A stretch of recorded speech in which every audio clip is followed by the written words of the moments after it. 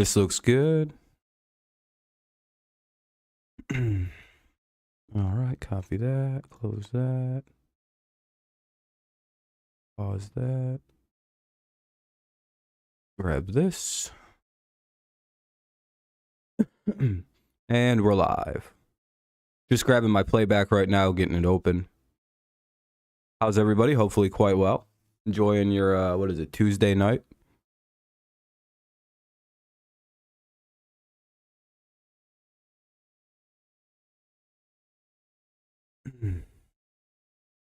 What's up, Abe?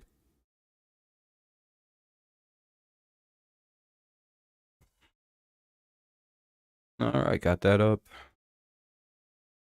Wait for a few people to maybe file in. We'll see if anybody wants to watch tonight. It's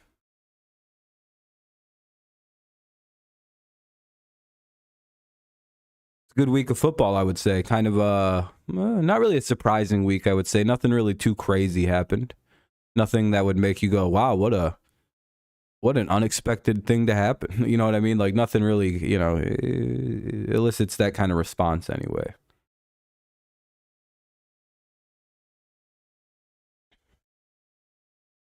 At least not yet.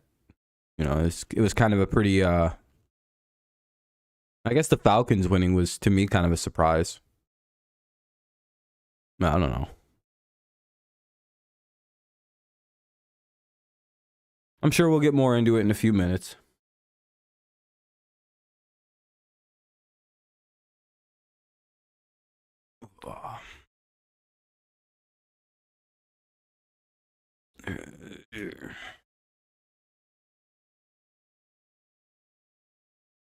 Push that. Slide this. Damn, slow start to the stream today, eh? Seahawks and the Lions. Yeah, I would say so. For that game to have a combined, 80, 93 points, I would say that's pretty surprising. I think those are the last two teams you think, I think that was the last matchup you'd look at and be like, yeah, that's it. That's going to be 93 combined points. So, I agree.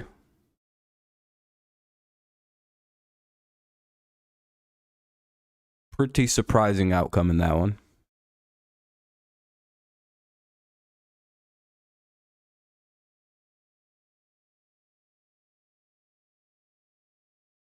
Damn, this stream ain't going anywhere right now.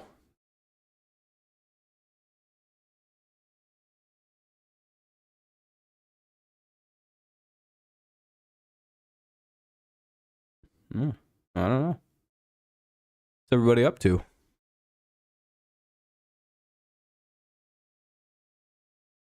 I'm guessing no one got any notifications for this one.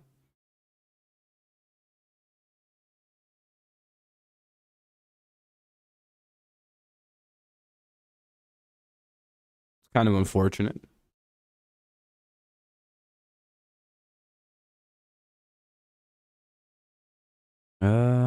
We'll give it a few minutes. What's up, Jacob? If anybody shows up. If not, we'll just probably call it at 10 minutes. I'm not going to do a 3-person stream. That would be weird. I got stuff I could be doing.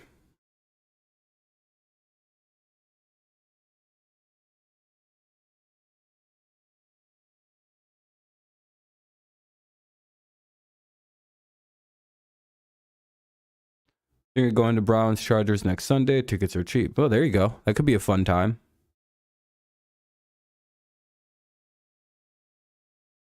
Must return? I don't think so.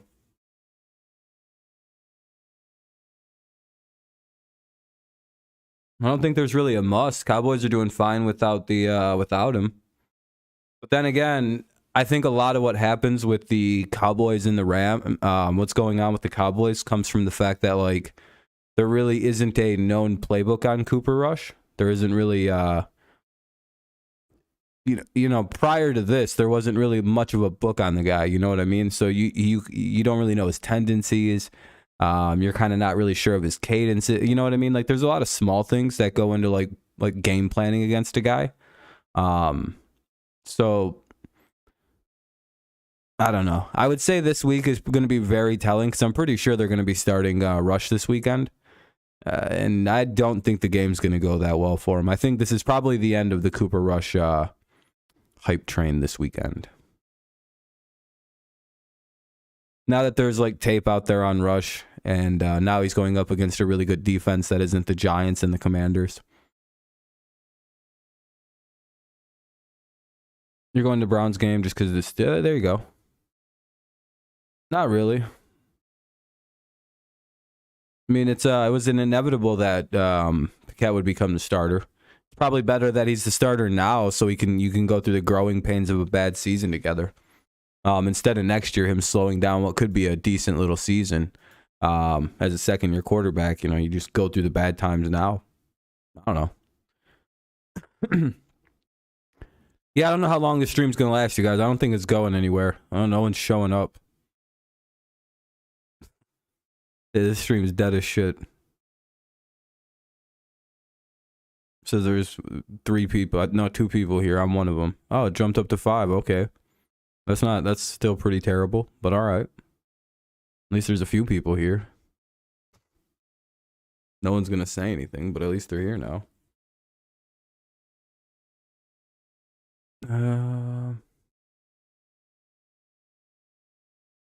So I don't know. We'll see about the whole thing. I'm pretty sure Cowboys fans are going to be wanting Dak Prescott back after this next game.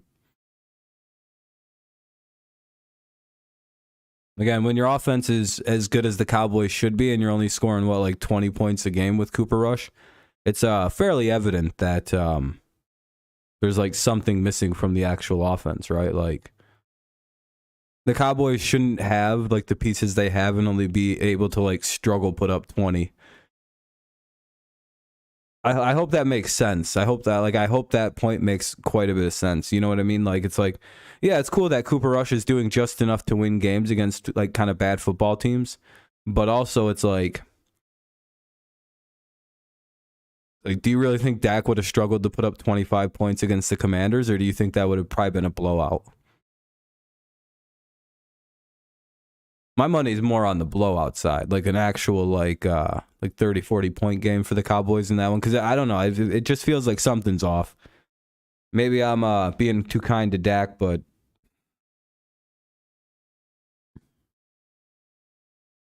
yeah, the Cowboys were able to win again this week. That was pretty crazy. Oh, I just gotta do one thing with my phone. My display's not going off for some reason. Oh, I've never changed that. Oops.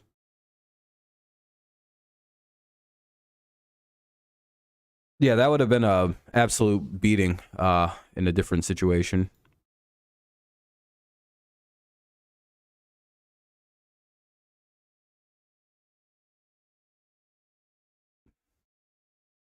Yeah, I don't know. I just think when you're as one-dimensional as the Cowboys are right now, it's I don't know. Plus, like, teams are going to know how to play that dude this week, so going forward. Got a few games, kind of understand how you can play him, seen him throw the ball, seen his tendencies.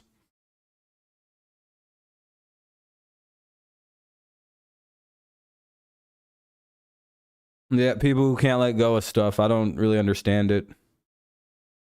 It's almost as cringe as the people who cry about team names. They're like, the people who cry about team names are the same people who still use the old team names, but just like on the other side. Like, they're the same babies, in my opinion. Because ultimately, what does a team changing its team name do for anybody? Like, what does that affect you of?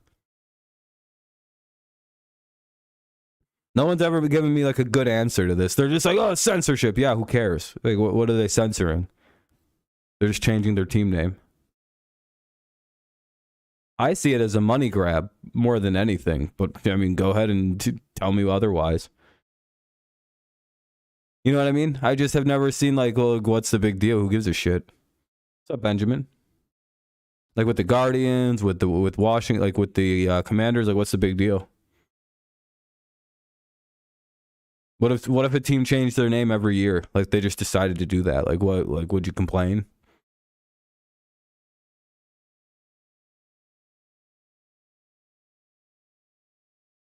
You know what I mean? It just seems like such a weird fucking thing to be upset about in either direction. Call him Washington then. I don't know. I know you're not doing it to be like a weirdo, but there are like weirdos about it that like absolutely refuse. And it's like, well, you're the opposite, right? Like you're like the same person that wanted it desperately changed.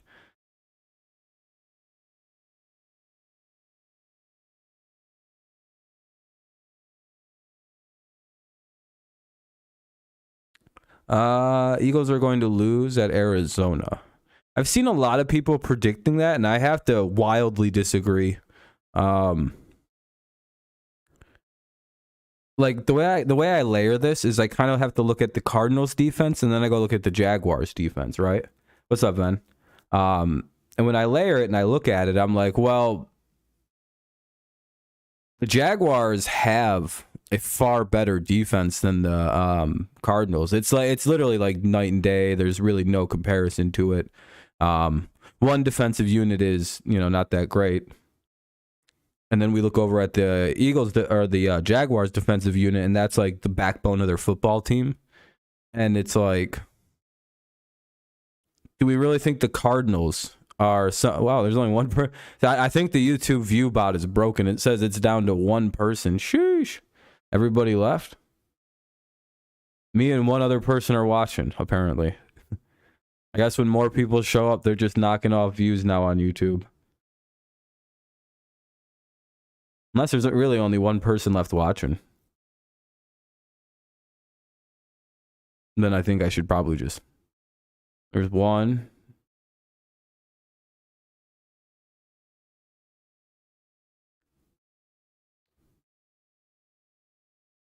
So I don't know. I just don't think the Cardinals are as good a defense as the Jaguars. So I don't really see the Cardinals defense, especially right now in the season, being able to like do anything to like stop the Eagles.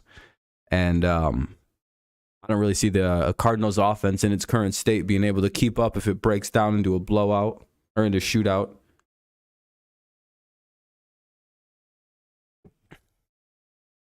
Have the Cardinals even hit 30 points yet this year? Like this weekend, what they hit? 26? That's what I mean. Have the Cardinals as like an offense, can the Cardinals even hit 30 right now? That's what I mean. It's just like, and the Eagles can score 30 like they don't even think about it. They almost put up 30 on the Jaguars, and that's a good defense. So I don't know. Yeah, I think the view count on YouTube is broken right now. I have no idea how many are actually watching. There's at least 3 people chatting, and there's me, so there's at least 4 that should be in there. Yeah, Cardinals don't look that good. The Eagles look like an unstoppable team. But I've seen a lot of people like actually predicting the Eagles to lose that game, and I'm like, I just don't see it. And I also just don't see the Dallas upset. Like people are like way overvaluing Cooper Rush. Who's who? About what? I don't know what you're asking who about, Ven. What's going on with my stream, dude? It says there's one person watching. That's so distracting. Dallas upset. Yeah, that's what Ape is saying, and it's like I don't think so.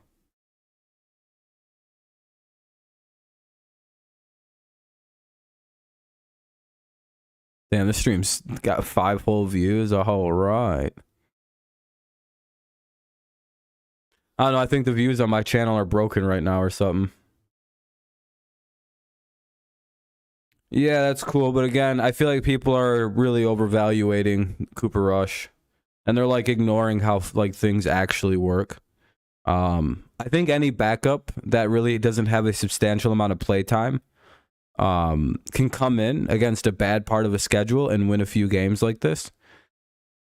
Especially since, again, there's no tape on Cooper. Like, the only tape is, like, 1/2 game again when he was the Giants starter or some shit. There really isn't much on this guy out there. Of course, he's going to come in and be able to do things that, like, trick the league and allow him to get a few points here and there. This game will be very telling because now there's, what, like 3-4 games out on the guy. A lot of good tape out there that they can watch. Now they're going up against like an actual team with an actual like defense. Yeah, I wouldn't want to be the team that has to play the Los Angeles Rams right after they get done with their a game again, like after they get their asses beat on by the 49ers. That's got to be the worst scheduled game to play in. Yeah, I don't think any of that matters, Cheeto. What does that mean?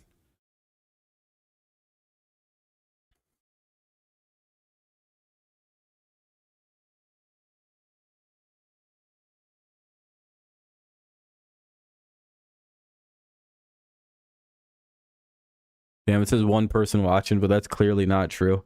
YouTube's really trying to ruin my channel right now. They're like, listen, guys, don't click on this stream. It's only one person. YouTube, what do you mean it's only one person? It's clearly more than that. Nope, just one.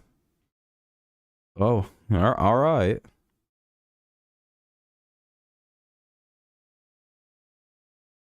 Cool, what does that mean? I don't care about anything to do with that, Cheeto. I'm sorry. Dak's a way better quarterback. What is this? Why are people pretending there's a quarterback controversy? The Cowboys can't score 20 a game without massive struggle. And everyone's like, oh, Cooper Rush, dude, he's so good, dude. I'm sorry, I like Cooper Rush because he went to my college, right? But he's a backup quarterback for a reason. What are we doing? Is it because Dak's a black guy, so we're all just like, well, clearly Dak is garbage. He's the same color as a garbage bag, and that's where he belongs. It feels weird it always feels weird. It's like, why does this only happen to black dudes at quarterback? It's like, why isn't Josh Allen called a running back when he runs better than he throws the ball? But Lamar Jackson, who throws the ball very, very well, probably better than Josh Allen, just not as far, is called a running back. It's like this weird fucking thing I've always noticed. It's like, this feels weird. Yeah, they have. They can barely score 20 a game. If they played one competent offense, they would have got the shit beat out of them. They've literally played the struggling Cincinnati Bengals, who almost came back and beat them because the Bengals, in the fourth quarter, suddenly clicked. They barely were able to do that. They beat the Giants, and they fucking barely did that. And then they beat up on the bad Commanders because Carson Wentz has turned into the worst quarterback in pro football. By the way, I think Carson Wentz leads the league in interceptions and sacks taken. That's pretty sad.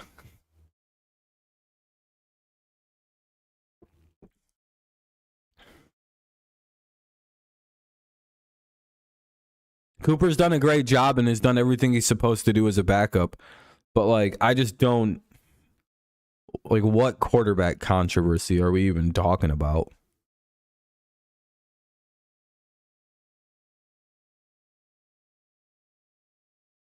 If I was Dak, I just wouldn't play for the Cowboys. I'm like, all right, Jerry, he's your guy now. And then I'd laugh my balls off when the Cowboys win 7 games this year. Be like, well, there's your good season with Cooper Rush. Enjoy fucking third place. At least the Commanders were worse.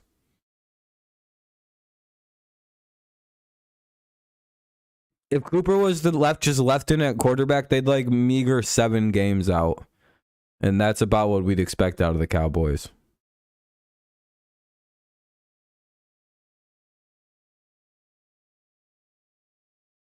He didn't look good at all. He was pretty terrible.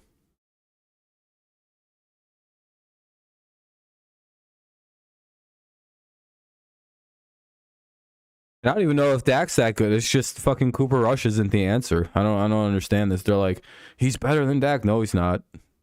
Doesn't really mean that Dak's that good either. But on a scale of quarterbacks, one guy can throw the ball 60, 70 yards. The other guy can throw 35. And that's chucking it for that dude. I don't know why there's no one at the... What does your guys' view count say? Is it just my end that's all fucked up? Or does it just say 2? It might just be you 2 at the stream. I might end this in a little while. There's nobody coming here. Oh, there's 3 at least. Yeah, I have the Bengals winning. I don't trust the Ravens as a team. Now, this is the second week where we've seen the Ravens go they look unbeatable in the first half, they're just going to destroy a team, and then the second half, they just freeze.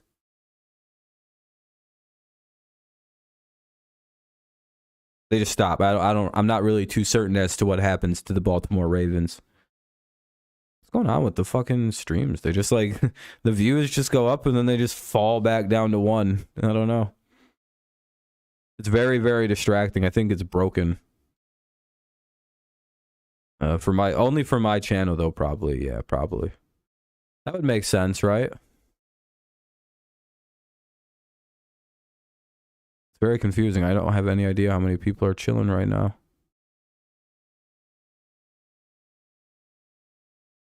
You know what's really true too? If the Patriots wouldn't have thrown like 3 second half interceptions, they would have blown that game to the Patriots as well. I know that's not a very popular thing to say, but it's also the actual truth of the matter.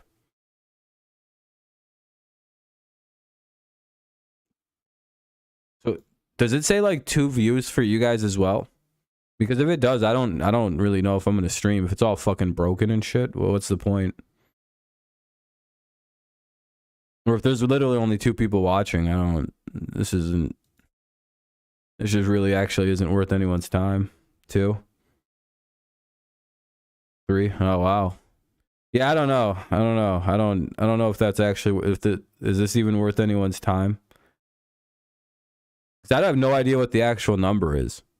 Because usually my streams have anywhere from 5 to like 10 people lurking. But this is a shockingly low number of people at a stream right now.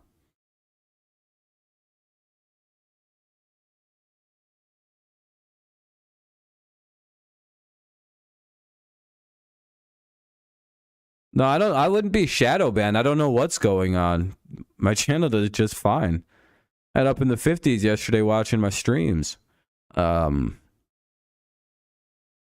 really certain as to what the fuck is going on with that. My picks video's doing just fine, just fine. If, for example, I got like I'm averaging like 30 views an hour, and I'm already up at 3 this hour. So I'm getting 1 a minute right now, which is pretty solid. I have no idea like what's going on with this stream. It's fucking really distracting. It's fucking stupid.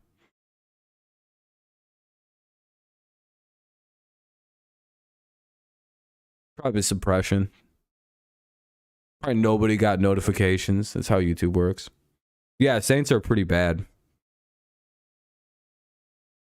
They're unhealthy. The team just kind of is going nowhere quick. I don't know. I'll probably just delete this stream after tonight. We'll just keep going, and I don't know. We'll see how the numbers look. We'll just fucking push this out. It's a pay-per-view stream. If you weren't here, you weren't here.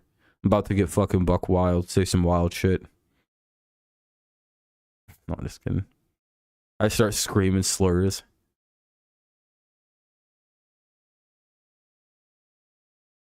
I don't know. This was just kind of a boring week. My takeaway is I can't pick one score games that change late. Like, do you know how many games I lost because like this kind of shit? This one I got wrong because of this. This one I got wrong because of 3 points. This one was 3 points late. This one was a touchdown late. Late score, 1 point, like 1 score. Late 1 score. But I picked the Packers anyway. But it was nice to get the Rams to pick this right. I felt like a pretty big brain decision on that. Almost got the exact score of this game. I said 28-20. Anybody guess that the Seahawks and Lions would score 93 combined points? Jimmy G? I don't know. He just wait. He doesn't really even play that well for the 49ers, in all honesty. He just does enough to win.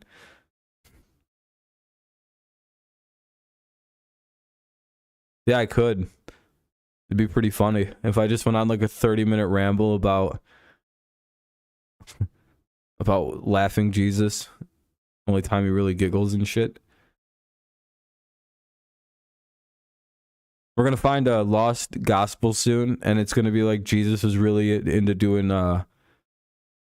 Kawhi face. I'm gonna be like, I don't like this. I should write my own gospel and make Jesus into a weeb. It'd be really funny. He's just really into Japanese culture for some reason. Just decides not to fulfill like the role of Jesus, and he's like, someone just go to Japan.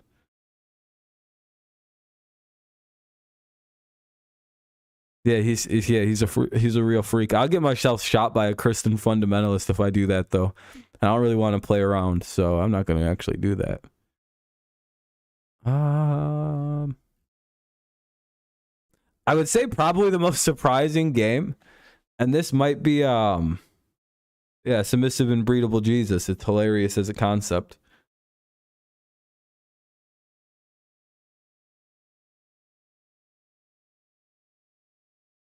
I would say the Patriots and Packers game, to me, had the most surprise in it.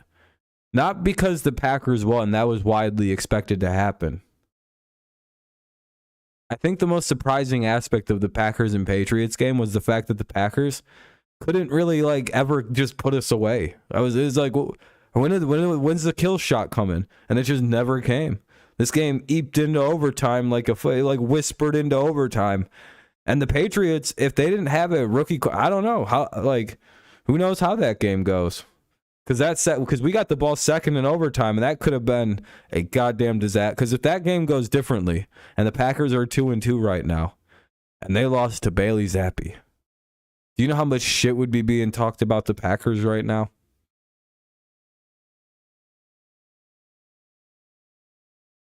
Now, to be fair, the Patriots run the ball with like 4 different guys at an extremely high level.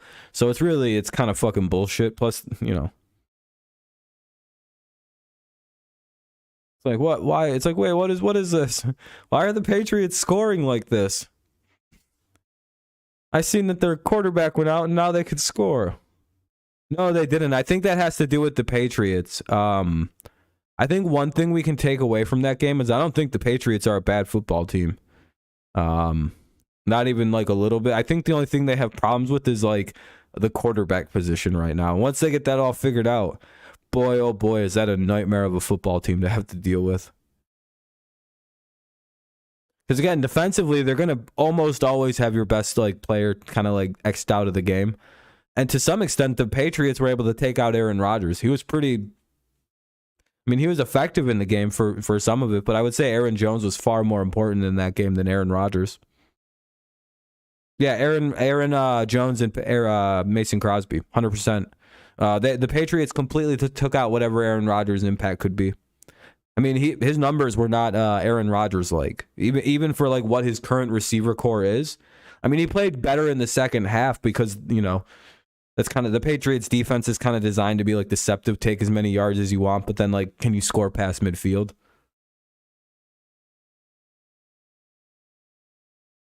And that's kind of the concept of the defense. We're getting a little better with it with the young guys, but it's all right. But yeah, no, it was yeah, that's just a rookie. I mean, he's going to be good. You guys have 2 good receivers that are pretty solid, pretty young, good, solid receivers. How'd that Jack Jones interception make the Packers fans feel?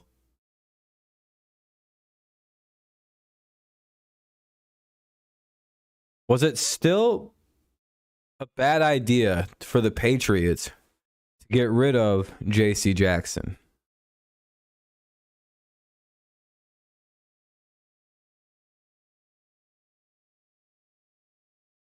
Just curious. What about with Jonathan Jones? Is he an adequate replacement? I mean, he forced that ball out of Dobbs' hand pretty good. Oh, Jack Jones. He's one of our rookie corners we drafted that we were told was a, quote, bad draft pick.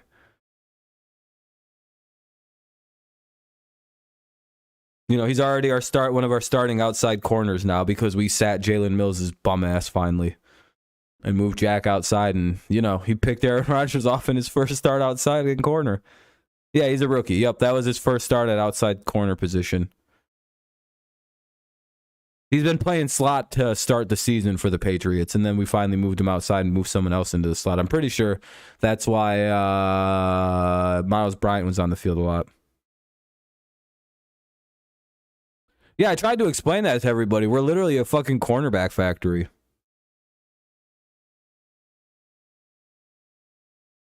The Lions have the yard and point rank combined. Yeah, I told you we were going to run the shit out of it. We ran it the majority of the game. I don't even want to know what we're about to do to the Lions. If they couldn't stop Rashad Penny, oh my fucking God, dude. A little fantasy tip. Grab both of the Patriots running backs. Just grab both of them. Whichever one you could get. If you could get Harris, if you get Stevenson, whichever one you think is going to get more carries. Take a fucking rock, paper, scissors. Because boy, oh boy, can I tell you what we're going to do against the Lions. If that team doesn't figure out how to play defense, that's going to be bad. I'm going to play both of them. I'd pick it might not be the worst idea to play both of them. When who won in Tampa? I'm sorry. You talking the Packers?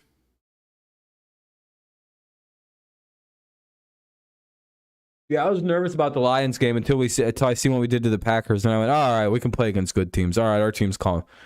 We're a good team now. All right, we're settled in. I think the funniest thing about the Patriots season is how low-key that Matt Patricia is a pretty good offensive coordinator. Nobody wants to say it, do they? I'll say it because I said he was going to be a good OC the whole offseason.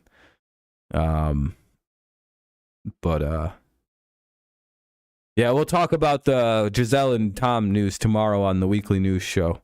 We're not gonna. Let's let that settle a little bit, you know? That's it's not appropriate right now. It's like, Rob, did your voice crack? Are you gonna cry? Nah, I just need a second, you know? Let me compose myself. It's a sad day.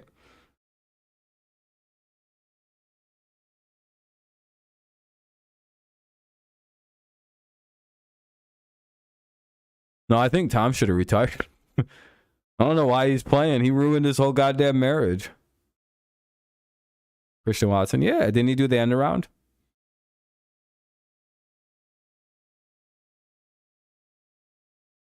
Off in high school when the fat kids were laughed at for years. Passed me in a sprint. That sucks, Rake. I've always been a decent long distance runner because I can run the exact same speed for a very long time. So when everybody else gets tired and can't run at top speed, I'm fucking flying compared to about, in a mile. I've always ran a mile right about 6. Again, my fastest was about 5:40. My average was probably about 6:30. And that was mainly because, again, I'm not a very fast person, but when you can run your top speed for a very long time, you eventually become very quick. You do things very quickly in long distance. So I had good long distance. I have very good endurance when I play sports, mainly because I don't move a lot and I don't exert a lot of energy when I perform. So I have incredible stamina when I play sports. That's all I got. Incredible stamina, really good arm, and I can't really run fast, but I can run the same the whole way. Bucks beat up on the Chiefs. Yeah, I don't know what's going on with the Bucks. Oh, it was a bad O-line thing? Fair enough. What if Tom filed for divorce on Giselle? For making him choose between football and family. He's like, listen, bitch, you'll never put that ultimatum in my face again. And he divorced her ass.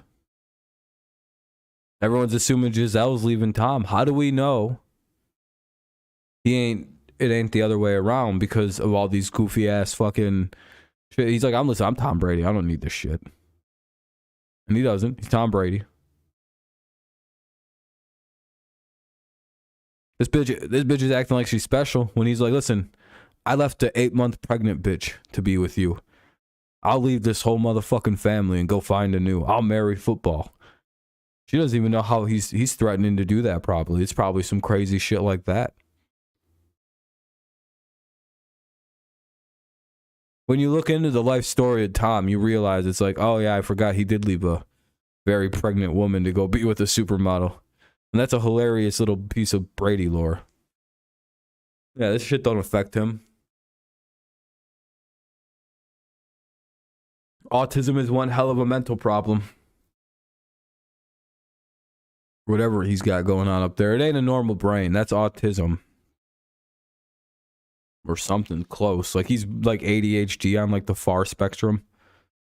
But like football's all he can focus on when he's out in like the real world. He's just like, he wasn't actually drunk on that boat. That was just like Tom Brady, like unable to control himself and not on medication.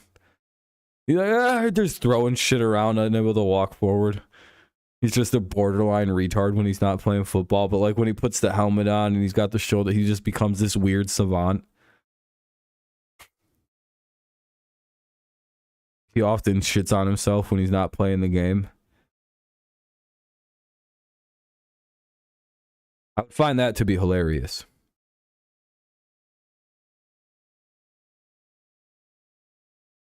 Also, Colts won preseason with Tampa. Yeah, preseason's preseason. Who cares? Yeah, no, he's clearly addicted to football. Like, and that's an actual problem. He's all cracked out looking and shit. Lost his marriage. Brady in the zone when the helmet comes out. Yeah, he focuses hard. It's like his Ritalin. Both Thursday games and London games have common sense, or are you just focused on the money for the league? What do you mean have common sense? What's your feel on that? What's coming for tomorrow? What's for next week? Yeah, let me see.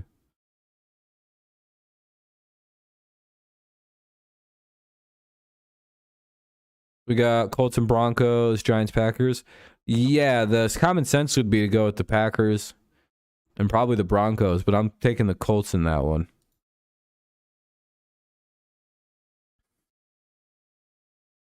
I mean, what are they at? 2 games? That's like double what I thought they'd do.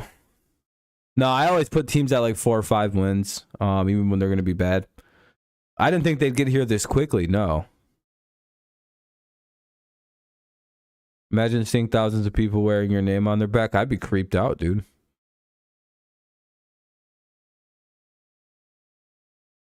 Falcons think they're going to win. They're a team. 49ers won. Yeah, I thought the 49ers would win. They seem to always beat the Rams, at least in the regular season. Sean McVay can't think an original thought without Kyle Shanahan being like, oh, I know that. I know what he's doing. And you can almost see it in the defense. They literally react so fucking quick to anything the fucking Rams are doing. It's like, damn, the Rams really have no response to anything. The Rams have nothing. It's just, you can just see the lost cause in Sean McVay's face in those games. He looks utterly defeated at times versus Kyle Shanahan. He just has this puzzled look on his face of, what the fuck do I gotta do to beat this fucking guy? He's lucky that his team was like absolutely fucking zoned in that playoff run. Kenny Pickett.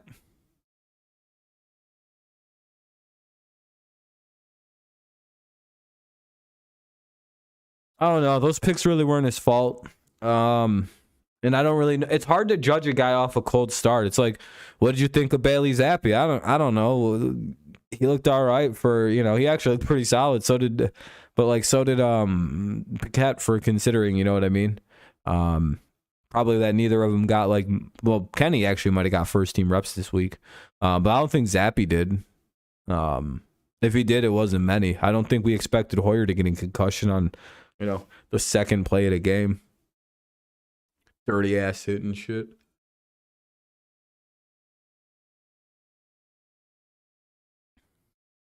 I will say your team was playing particularly dirty, Ven. I'm not really certain as to why that was. But you boys certainly seemed like you were out for hurting people last week. Just kind of like the body slam on fucking... Like, what's the need to hit 39-year-old Brian Hoyer like that? What are you fucking showing off about? It's like Calais Campbell the week. Why is everybody trying to hurt us all the time? Everyone dirty hitting us for it. Literally, we don't hit people dirty on the Patriots. I don't understand that one. The hatred of this team is it's a surreal experience as a fan. It's like, damn, everybody hates the Patriots, huh? Injuring our team.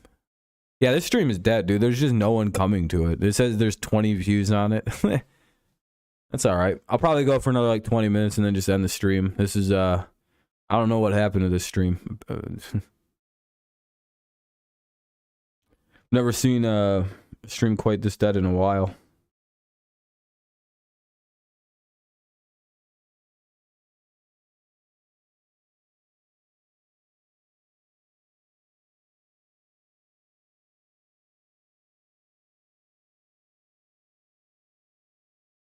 Your Astros beating Philadelphia. Oh, cool. What's up, Max?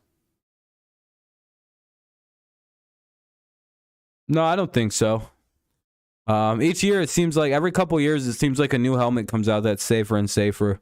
With the new helmets last year and the safety precautions made, there was like the lowest amount of concussions in league history last year, right? So no, I don't think so. I think we still have a lot of room to grow with helmets. I still think that there's a perfect helmet out there. What predictions? Oh, my predictions? There's a video. You can just go watch their picks video. It's out there. Colts and Jets. Chargers and Jets play this week?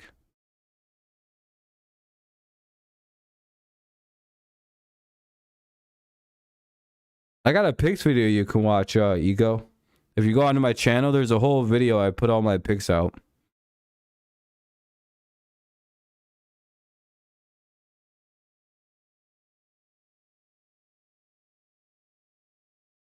Dolphins, Jets. Again, yeah, I have a picks video. You can just quickly go watch that, and it's got all my thoughts on the games this coming week.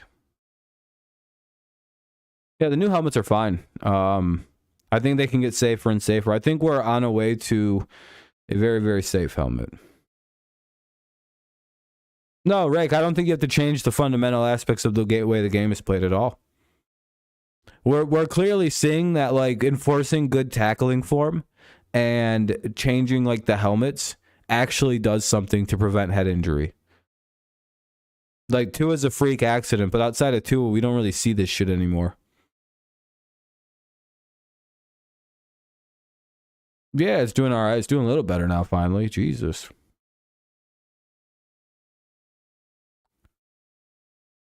So, I tend to disagree and say we were at like the max. No, I think again, it really hammering home good form tackling and tackling around the midsection will really fix the fucking head injuries. And then again, getting just the proper helmets. And again, this league has too much money for these to actually be problems that it deals with. Yeah, Judge, yep. Sorry, Kev, this just isn't really much of a baseball stream. And there's just no, I guess I should talk about it. There's really no one here who gives a shit. Yeah, he did. Yeah, I see. It was pretty crazy. I just don't really have much to say about baseball right now.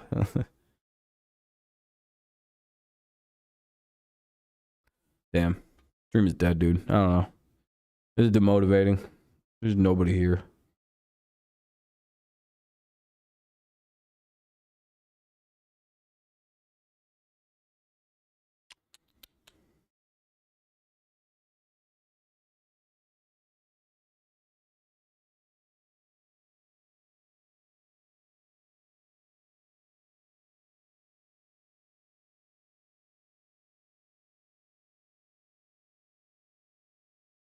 Wonder why this stream's doing so bad. That's why I hate setting streams in advance and rather just do them in the last like 10 minutes before the stream goes live. I think that's the way to do it. I don't think I'm going to schedule streams anymore. I think they just do bad. Nope, don't really give a shit. I guess if the Padres make it them, if not, then yeah, I'm done watching. I don't care. I check out of baseball once my teams don't make the playoffs. I stop giving a fuck.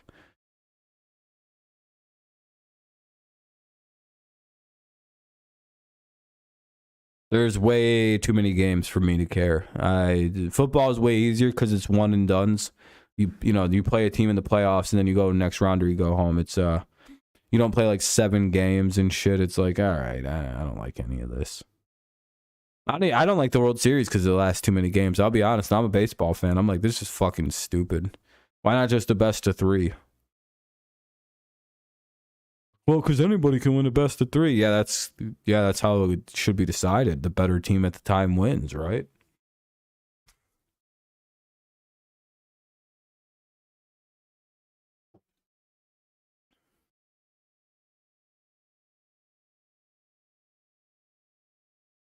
I like how your vid's open now with the new OBS. Yeah, it's kind of like you can kind of just see into like what I see when I'm recording. You just see like the little chat on the side. You see all the like nice little blues. You see that, you know, you see the capture devices. I don't know. I think it looks all right. You get a cool little thing into seeing things move around. And yeah, I mean, that's what it allows for a lot of, is a lot of like winning 4 straight after down. Oh, see, now it's down to 1 person again. See what I mean? I don't know what YouTube's playing around with.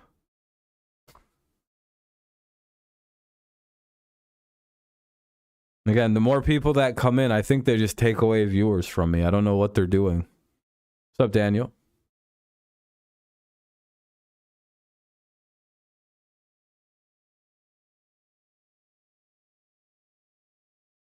Yep, you can see exactly how I make them. It's 100% just, here we go, let's go. And then we run through it. Yeah, there's at least 4 people here. I'm being fucking Jewed out. Fucking YouTube. A bitch ass service. The fuck kind of garbage is this? Why does it say 1? Clearly that's an incorrect number, this fucking garbage site. Why does this only do this to me? Like, it's fucking so stupid.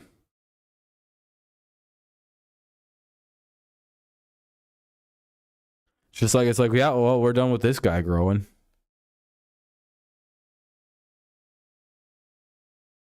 He's doing too well. Let's turn it off on this channel.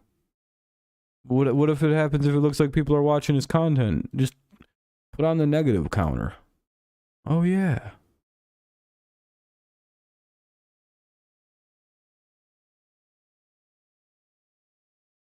No, YouTube is just genuinely garbage.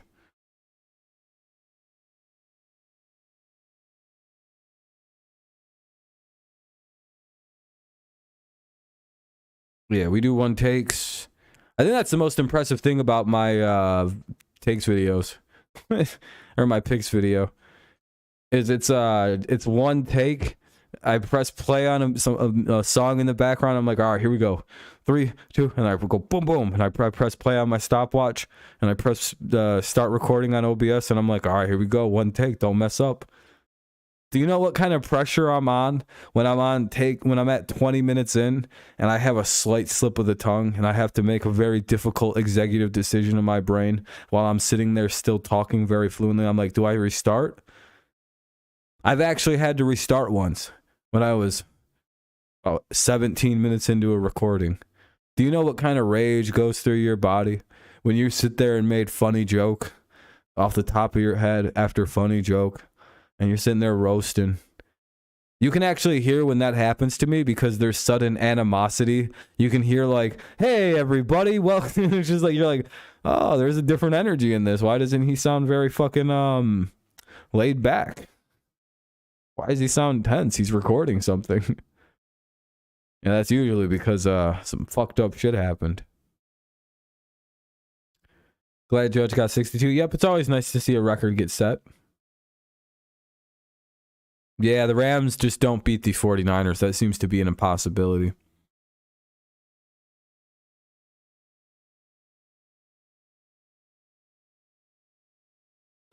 Yeah, he's probably done. ACL, PCL, interior and exterior damage, or is it just interior? Yeah, that's why I got the Colts winning this weekend. It seems very unlikely that the Broncos can do anything without him.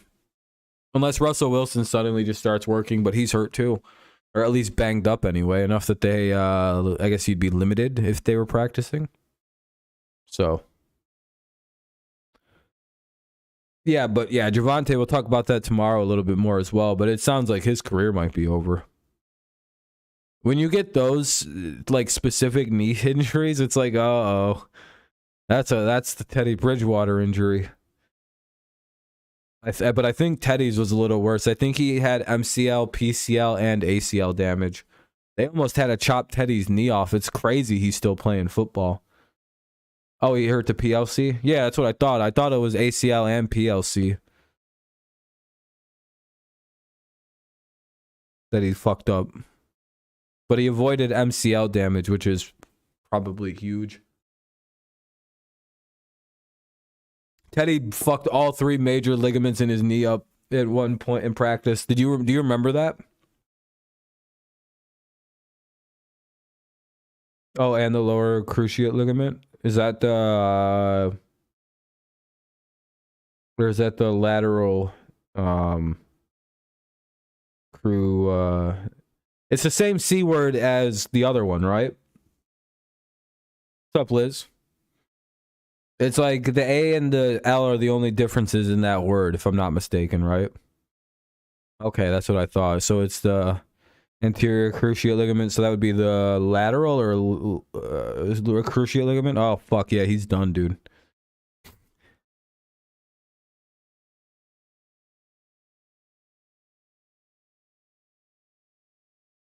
It seems like he avoided the MCL though, which is like surprising because that one's fucking easy to. I've ruined my in my left knee, and like my knee sometimes just doesn't bend correctly, and you can hear a loud snap noise every so often when I do bend it because I've fucked my MCL up in my left knee so many times. It's permanently ruined, but like. It's pretty uneventful for most people if it gets hurt. It's just like with an ACL injury. For the most part, you can just kind of live with one. It's not suggestive. You can get a surgery to fix the ACL. That one you should probably do because lateral movement. But the MCL, poof, you might have damaged it and just thought you fucked your knee up really bad.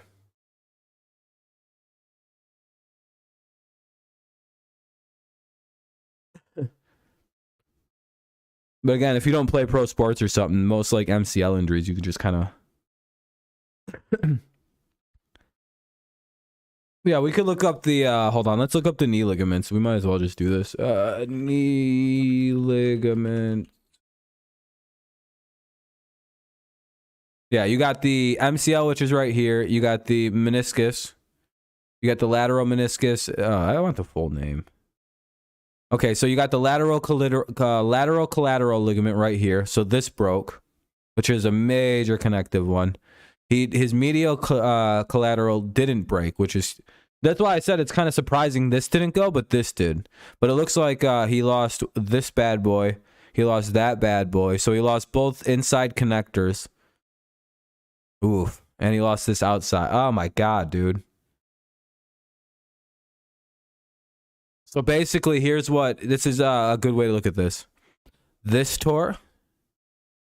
These two things tore inside. I wish there was a good way to show it bent up a little bit. Yeah, it doesn't have it in a good bent angle. Yeah, like shit like this is all fucked up. Like inside connectors. Yeah, his leg is destroyed right now. It's going to be crazy if he's able to recover. Yeah, that's torn. This is torn. This is a back angle. This is the LCO. See how big these fucking tendons are? Or those ligaments? The post and anterior.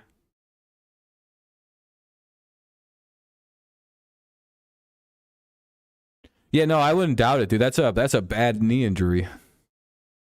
That's like, well, at least he had a good run type knee injury. In my opinion, anyway. That's like, but I don't know. Then again, like a lot of like ACL repair is kind of like for at this point, it seems like ACLs become almost outpatient.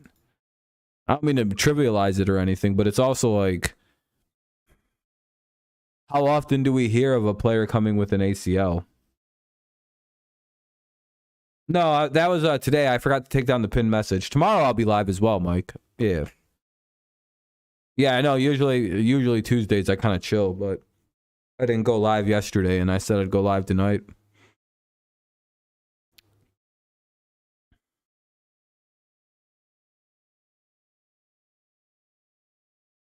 Oh, man. Yeah, that knee was bad. What else we got going on from this last weekend? Those Cardinals snap a long losing streak to the Panthers. Finally win a game. What's up, Amir?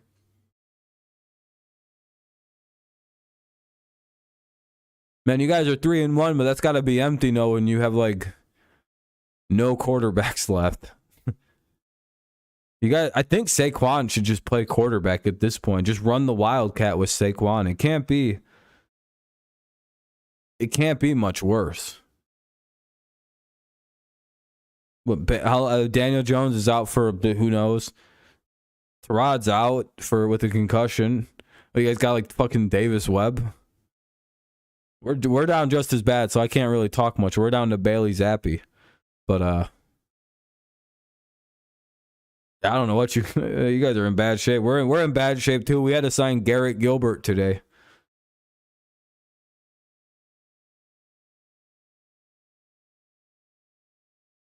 Garrett Gilbert's our other quarterback this week, Mike.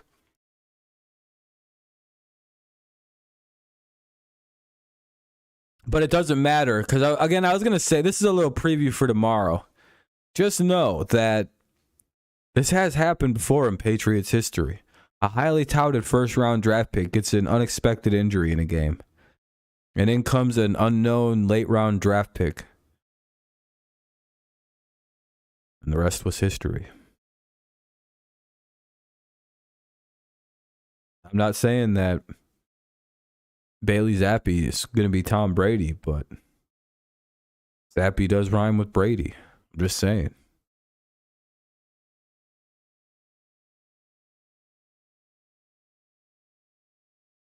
Does that mean anything? I don't think so, but could it? Maybe.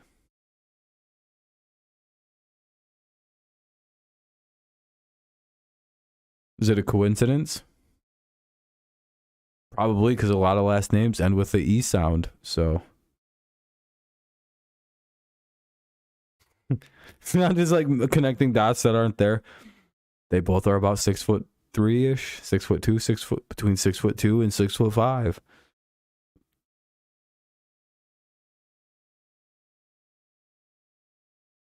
Tell me that's a coincidence.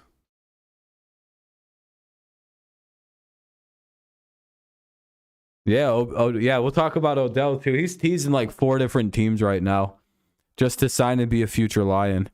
You know what's funny about the Lions' offense right now? You know how like they're the point scoring best offense in football. They're only gonna get better on offense this year. You want to know why? The funniest part about the Detroit Lions, they're not even at like full power yet. They quite honestly have the fastest receiver in the NFL on their team. There's this young receiver they drafted with the 10th pick, right? His name is Jameson Williams, and he gets healthy next week. And the Lions now get to add in to what is already like the most explosive offense in football. The fastest young receiver in all of the game, in Jameson Williams. Good fucking luck playing the Lions. I'm glad we're playing them now. I don't want to see that team when they add in JMO. Because all of a sudden, that is, when healthy, St. Brown you got to cover. You got to cover Hawkinson. You got to cover fucking DJ Chark. You got to cover Reynolds. You probably got to cover Jameson Williams. You don't want him getting the ball and going. Because if he gets an open space, nobody's catching Jameson Williams, generally. Yeah, it might be Thornton. You might be right, actually. Steelers have a top 10 draft pick. Yeah, probably. But that's not a bad thing. I think throw Mitch out the window. Pickett era has arrived. And those 3 picks, yeah, those were on the receivers. I agree. Yep, again, Steelers fans would rather lose the rest of the games of the season with their new quarterback. They don't care. Like I've actually talked to some Steelers fans. They'd rather have Kenny Pickett than anybody else in football, and they don't care if they lose the rest of the games if that means they'll get a good pick for Kenny and see what they can look like now. Like Steelers fans are in like a weird unison on this one. And people are like, "Well, what if you could get now? We're not interested. We got Kenny. He's not from Pittsburgh." And they're like saying that about other quarterbacks. It's like, "Huh, all right." This is crazy. You got to feel wild. You got to feel really good if you're Kenny. You're like, all right, I got a whole group of people that believe in me. Yeah, Ben, I know. Ven went absolutely silent when I think he realized the Lions might have like an unrealistically stacked football team in terms of offense. They put all their skill power into offense and looked at their defense and went, nobody can score more than us. And they've been outscored most of the time this year. They've scored over 30 points in every single game, and every game they've lost has been, I think, has been over 30 points, except the Washington game. They're a really good offense, but absolutely no defense. They went, you know how I always say, like, there's teams that build their teams and say, there's no way you can outscore us. Everybody just outscores the Lions somehow by just a little bit. It's like, damn it. How'd they score 48 points? How'd we score 45 and lose? That's got to be some kind of the Lions have to be the only team that's ever scored 45 points. Well, I guess no. There's going to be one other team in terms of the Rams and that Chiefs game. Who won that regular season game, the Chiefs or the Rams? Remember when the Chiefs and the Rams exploded for like 190 points combined? Did the Chiefs or Rams win that one? Because if Jared Goff lost that game too, it's like, man, Goff really shouldn't be put into these 40-plus point games back. Okay. Damn, Jared Goff almost won both of them. So the Chiefs and the Lions are the only two teams that ever lost those games. Think about that. It's crazy. I've never seen a team score 45 points and lose, except for the Chiefs and the Lions now. That should be an automatic victory. Yeah, and the Chiefs just like defense was god-awful. Yeah, Goff's one of the best quarterbacks in football right now. It's hilarious how good the Lions' offense is there. Again, Goff has done it again. But what do we say now? By the way, about Goff. He didn't have his two top receivers last week, and he still put up 45 points. Now what? Is Goff a good quarterback? Were we all a little premature about Jared Goff? Even I was a little maybe premature. I used to say he was a butt-fucking puppet. Maybe that's not the case. I mean, hey, I'm not going to lie. Stafford hasn't looked that great on the Rams. And again, if you remember, one of the biggest reasons why I think that the Rams fell apart as a team, I don't think Jared Goff got along with Sean McVay. Because if you go read the tea leaves, if you actually believe the drama shit about the NFL, Jared Goff shit-talked his ginger midget quarterback consistently to the point where he was saying shit like, oh, I could steal Sean's girl if I wanted to. Like, talking open shit. So it sounds like, did the coach put him in position to fail so they could go get a different quarterback? Because the fall off makes no sense. I don't know.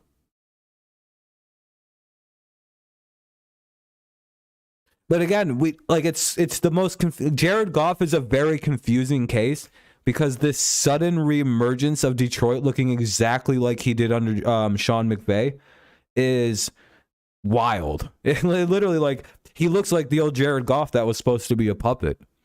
So that actually challenges. Then, like, in my head, that challenges, like, what is Jared Goff? Was he a victim in Los Angeles because of Sean McVay's pettiness? Because, I mean, I don't know, Stafford isn't doing that good either this year. But, I mean, fucking Jared Goff's killing it on the Lions. Give him a defense, he should be 4-0.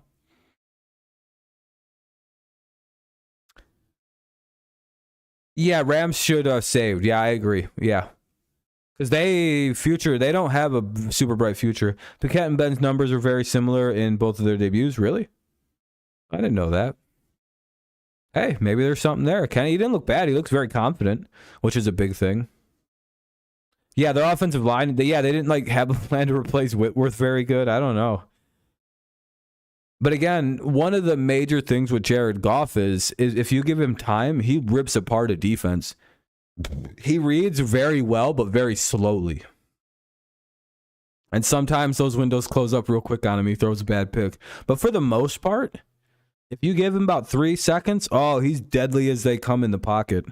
And again, that's kind of an insult, but it's kind of not. But it's also like, yeah, that's any quarterback, though. But I mean, like, Jared Goff goes from like an above average quarterback with like decent time to like, if you give him like a line like the Lions, this dude literally turns into what he's doing this year. It's unreal to watch it. It's like, think about how good the Rams line was in the year they went to the Super Bowl and played the Patriots. Unreal line. Literally, Jared Goff could stand there and just be like,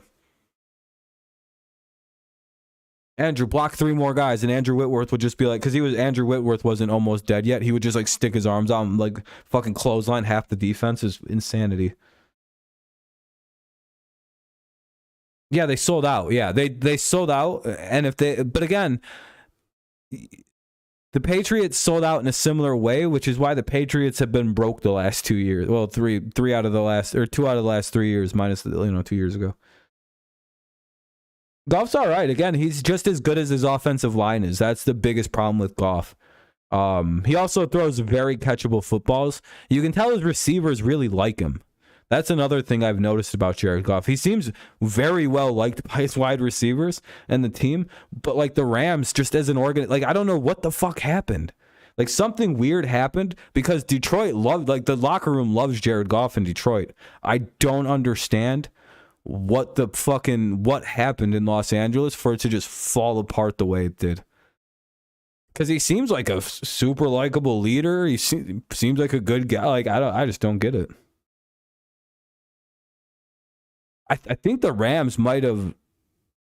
I think the Patriots fucking ruined again. I think the Patriots are a team ruiner, and I got a bad feeling about this Lions game coming up, man. I feel so bad about what the Patriots might do to that fucking team next week. We might be the reason that Dan Campbell gets fired, by the way. I'm sorry to tell Lions fans. I don't want to predict what might happen. But if y'all can't stop the fucking run, it's going to be a bloodbath. We'll run it like 70 times. We'll never stop. We won't throw it but once. Not even. We'll just be, all right, these motherfuckers can't stop the run. We got 4 running backs. We'll use all of them. We'll just we'll just daisy chain that shit in. You can. Yeah, they find out. We just literally just run the shit out of it. That's what we do. Like, we ran the ball so much against Green Bay.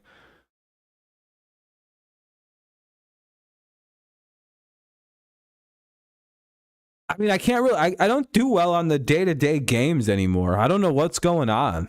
Like, but again, I think it's early season weird rust. Because I'm looking at some of these games I got wrong, and it's like, I got this one wrong because Tua got hurt, so that's whatever. I'm getting these wrong this year. These weird fucking games, the Lions game too. Like, this game I got right. Like, all these, like, 3-point games where, like, the lead changes very late.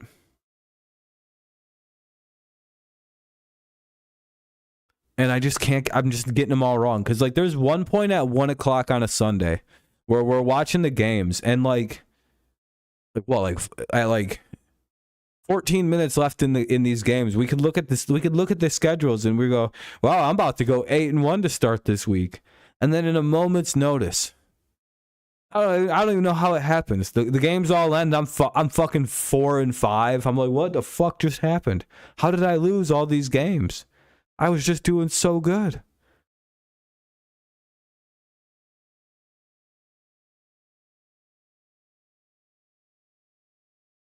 I'm so angry.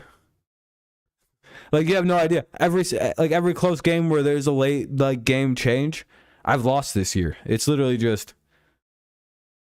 like the Bills game. I had the Ravens winning and they blew it late. I had the fucking Browns winning and they just couldn't do it. I had I had the Colts, I thought, winning. Like, in my mind, I had them winning. And then I went and looked at my picks this morning to kind of like get an official count on my record. I had the Colts win the whole time. I didn't even know that. I thought I had the Titans win the whole time. Didn't even know it. There was another game, I can't remember which one it was, that I had predicted correctly that I was like all pissy about. I think I thought I had picked the Texans to win, because I think like when I made my first edition of that last week's pick'em, I'd gone with the Texans in like a crazy upset game. And then I went, nah, fuck that. That's really stupid. And then I switched back over. Then I switched to the Chargers. It was something silly like that.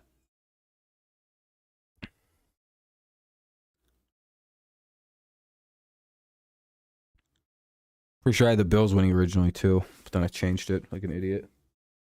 Yeah, Lions fucking blew it for everybody this week. I can't believe they gave up 48 to the fucking Seahawks. So I guess Pete Carroll wasn't lying, huh? We all laughed hysterically. Admit it. You can admit it here. I won't tell anybody. How many people laughed hysterically when Pete Carroll said, "We're gonna let Geno cook"? And because you know what I thought when I heard that is, ugh. That's what every single person.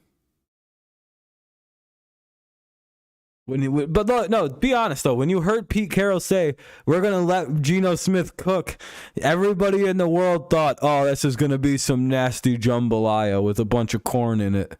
It's gonna be worse than when Russ was allowed to cook."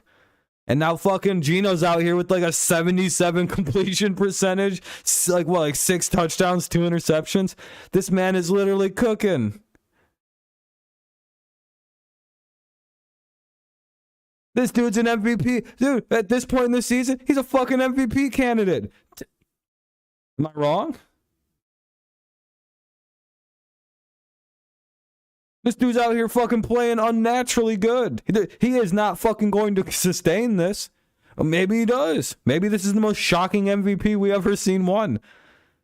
I mean, if he keeps this up, he deserves it at this juncture. I'm not even lying. Like, if he literally can win like 9-10 games, I know this won't happen.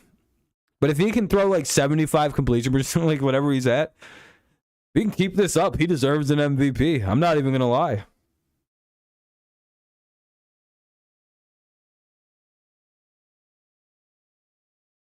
Yeah, but Genos are like better. It's like weird, dude. It's one of them weird things where you're like, oh no, Russ was exposed. Seattle has a system. Oh no. That's what it says to me is, was Russell Wilson a system quarterback the whole time? Was Denver fooled? Was Danger Russ Wilson a... Yeah, we'll see how everything looks when he plays a real team. But, hey, the Seahawks look pretty good. If you're a Seahawks fan, you got to be loving this. You're like, hey, we won 2 more games than I thought we would this year. Well, let's fucking go. It's like, Rob, they've only got 2 wins. Yeah, that's the point. Russell Wilson is 80 of 131 this year with 980 passing yards, 4 touchdowns, and an interception. Geno Smith is 102 of 33, or 102 of 133. That's a 77 completion percent. Jesus Christ, dude. 1,037 yards and 6 touchdowns to just 2 picks. That's unreal, dude.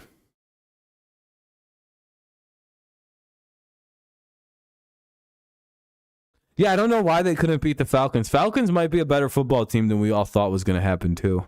Atlanta, I don't know. Maybe they're actually not half bad. But they just lost Cordarrelle Patterson, so I think that's like right when they finally seem to have like gotten something going, they lose like their most important piece of offense. They're just like, damn it. We can't seem to catch a break here on this football team.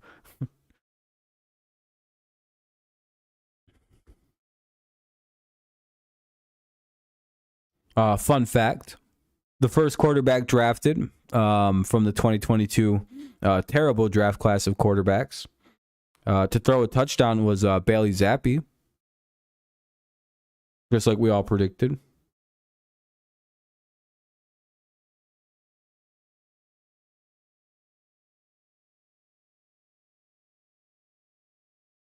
It's even crazier that Bailey Zappi might be the first rookie quarterback this year to win a game.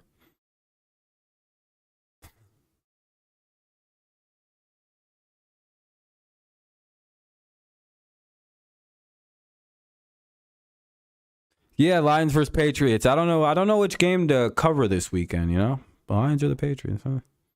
How do I cover that?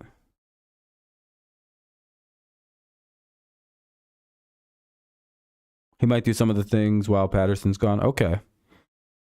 Why is he expected to play like a similar role? Hey, I'll be right back. I'm gonna go get a thing of water. My mouth is dry.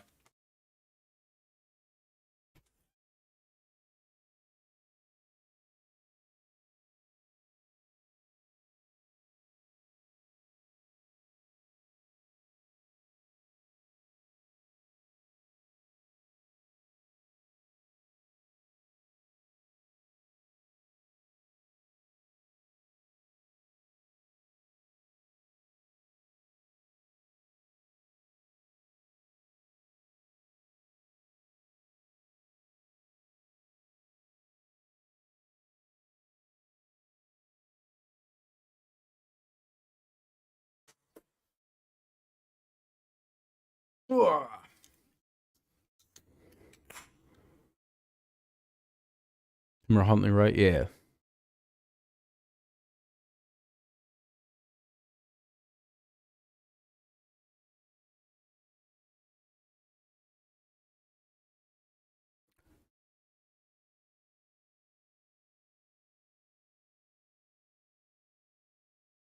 Murray picked up from the Saints. Yeah, I seen that. Is Alvin Kamara out for a minute? That mean? I don't think anything I just said actually makes any like sense. Does that mean that Alvin Kamara's out for a minute? There we go. That's what I was trying to say.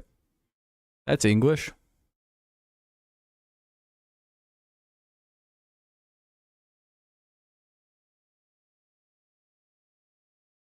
I applied for graduation today. We'll see how that goes. I'll let you guys know if they're gonna let me graduate. Pretty sure they're going to because I have a 4.0 and but you know I'm doing pretty good. But then I got to make a fucking. I gotta write a thesis. That's right. That's what people do when they leave college, right? That's the correct smart people thing. I don't have to turn in a folder full of poetry and go, is this good enough to graduate? And then I get a master's degree for being, you know, for writing poetry. It's not how this works. That's not all I have to do. I have to write also a 2-page reflective essay where I get to use the word I a lot. And then I get the degree too. Just know I had to read a bunch of really hard books to get there. And with tiny font. Most of it double spaced, but hey, you know, we're making moves. I did have to write a 20-page paper though. Like that was real. That fucking sucked a bag of dicks. And then a 15-page paper, and yeah. So never mind. I deserve this. I the 3-4 classes I had to take that weren't writing were fucking awful. I don't know why I'm downplaying the classes I had to take. Otherwise, I'm like, wait a minute, dude. You wrote like 60 pages worth of papers in 4 classes. What are you talking about? Easy. I think Kamara has like bruised ribs or something. Yeah, he's not doing so good. It's like the Saints are like the most banged up team ever. They're an easy until they're like good to go. It's like, all right, just avoid them. Jameis is all fucking broken and shit, somehow still playing. Then the fun part is after I'm done now, then is I'm gonna talk to one of my professors and be like, how do I get into the next? I need this MFA. I'm trying to become a professor. And then we're on the hunt for the MFA. That takes about 3 years.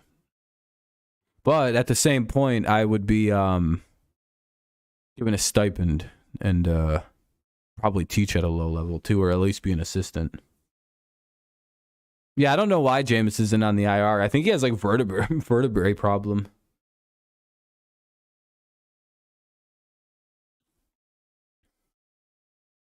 I could be moved anywhere in the country too to get this. I know I might apply at Georgia State soon. That's down in Rome, Georgia. Dude, if I get the Lamar Jackson to the Dolphins right, I feel like that's like the biggest Nostradamus type pick I think I've ever had.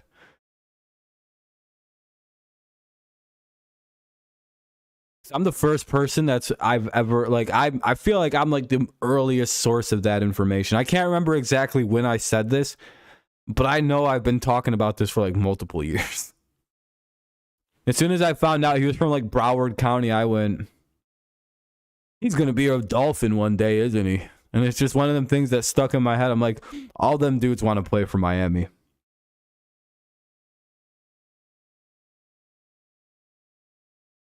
Dude, and now Tua's getting all banged up. It's like, oh, dude.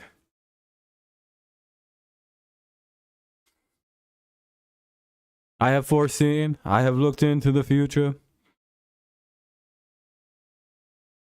Who? Why don't you call them the Devil Rays, Colin? You call the Indians by their you call the Guardians by their old name in protest, I would assume. Why don't you call them the Devil Rays?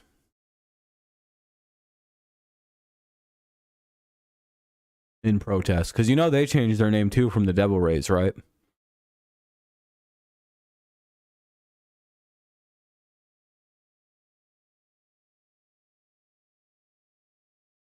Some would say it's even arguable that they did it because of Christian conservatism.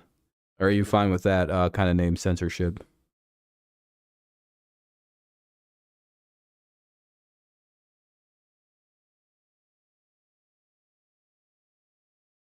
Well, it's okay, princess. Things change. Oh, because they took the word devil out of it. Okay. You're a weird guy, Colin. Well, guess what, princess? Sorry, things change, and isn't that crazy? Do you know the Detroit Lions used to be like the Detroit Spartans, and like there's like a bunch of name changes that always happen? Do you get upset when like the San Diego Chargers became the Los Angeles Chargers? Was that like an enraging thing for you? At least you're consistent. Hey, I'll give you the credit. Fucking, it's all because whatever side of politics you're on. So, I guess if conservatives would have been complaining to change it back, then. So, if we change the name back, would that also be upsetting for you? Because then it would be caving to pressure from another side. Right? Wouldn't changing it back also be caving to like pressure from socials? Like besides, like, what can they do now? And do you know that I find that you're like the same people? Yeah, but they're just caving to social pressure. They didn't change it because they want it to be that.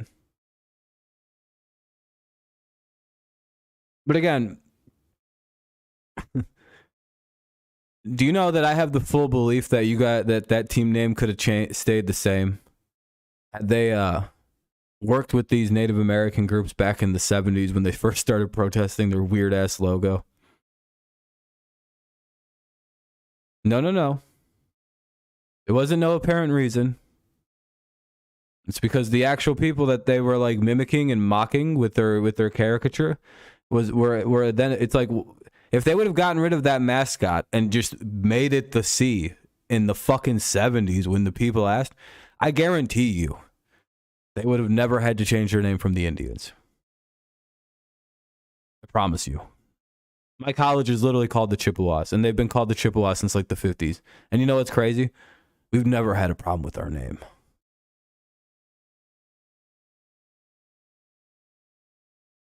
Do you see how that works?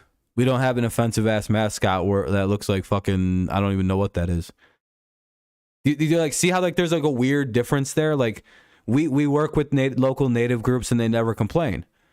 The Indians, now known as the Guardians, probably like the Native American groups that they were supposed to be like honoring with their bullshit, like offered to like work with them and like come up with something. They would have even like designed a mascot for them. I think at one point is where they were like trying to negotiate, but the team in themselves fucking just shit the bed on this.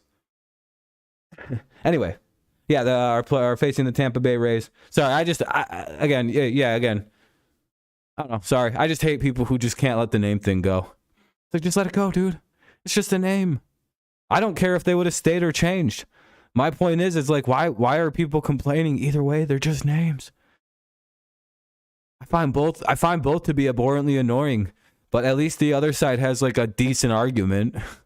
Other than like, well, that's the old name. It can't change. What if they would have just changed their name eventually with no pressure? You know, that's always my thing. Anyway, who do I think is going to win? Probably the Rays.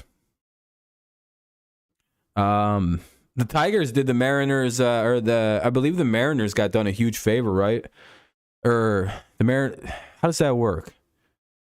Did the Mariners not play the Guardians now? Like I thought if the Mariners lost those games to Detroit, I thought Seattle had to play them. Sorry to switch off football really fast. I thought Seattle was like losing games on purpose just so they could play fucking Cleveland. Okay. Yeah, I like the Rays in that one probably. I think Cleveland's a first round exit, to be like honest. I think the entire AL Central is going to be a first round exit.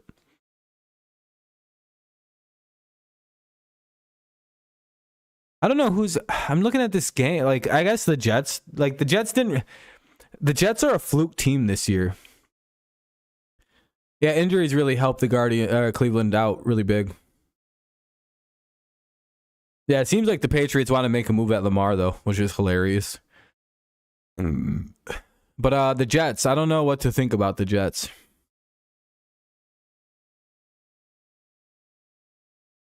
They got a decent defense.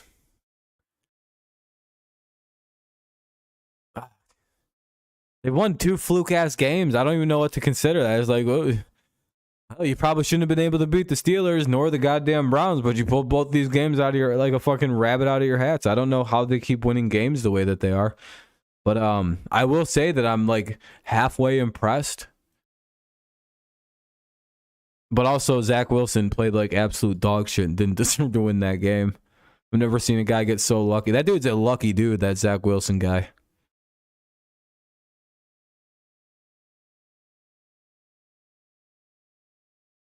So quite the ability to be lucky like that.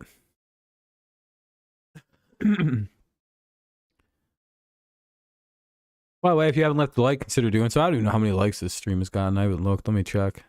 It's easier just to pop it up in the actual thing.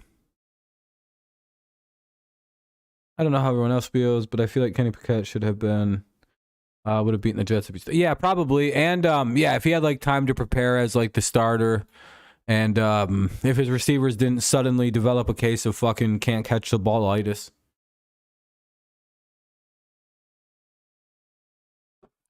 I will say though, to go from the throws that Mitch has been giving them, to go to the balls that looked like Kenny Pickett was whipping at these fucking dudes, I could see why the receivers were like, holy shit, and not able to catch some of them. Because again, I seen a lot of them throws come in and they looked like absolute ropes compared to what Mitch was able to throw. The one I'm talking about, I think first, the one that hits, I believe, Deontay Johnson like this, and the ball just explodes out. I actually don't think they knew how, like, I don't think they were ready for him to throw that hard. And that plays more into what Mike was saying about if he would have started the game. Because again, if he would have been preparing all week to start and then started, it would have been one of those things where the receivers were ready for the hard throws. They would have seen it in practice. They would have felt it coming in. Instead, it's like, holy shit, trying to deal with the guy all of a sudden. Because again, they're used to what Mitch is throwing right now. Kind of like pillow throws, balls like floating in there. What's up, Ravens? Yeah, Patriots, Browns. We'll see how everything goes for the Patriots, week to week here for us. Hopefully Myles Garrett isn't back, but, we'll see.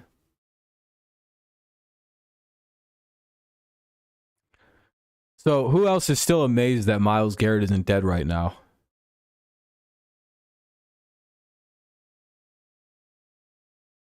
Is anyone else still just like, damn, I still can't believe Myles Garrett's alive? When you see the car, like that lady's alive still too. It's like, I wonder if his big ass body just didn't allow the car to get that much crunched down. Like it just like hit his shoulders and he's like, no. And then he's just bouncing and keeping it stable and shit with his big fucking unhuman sized body. Freak of nature. Revenge games for who? The Patriots?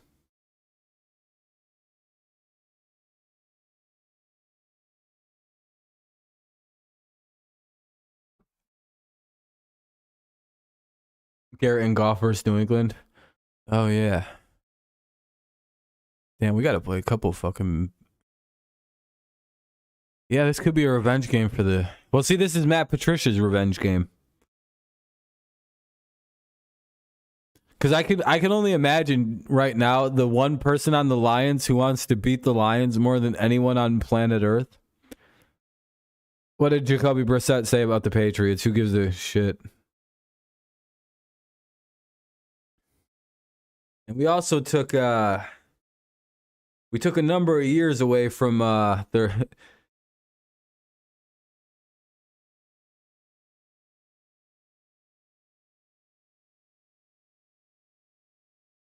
I just think it's hilarious though that we did what we had to do, and Matt Patricia's gonna have to get his revenge against these dingy ass Lions for ruining his reputation.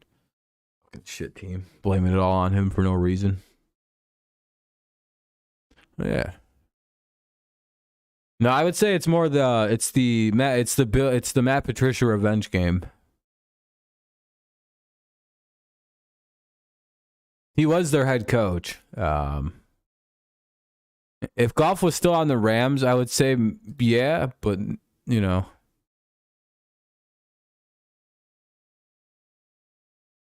The teams complicate everything, you know what I mean?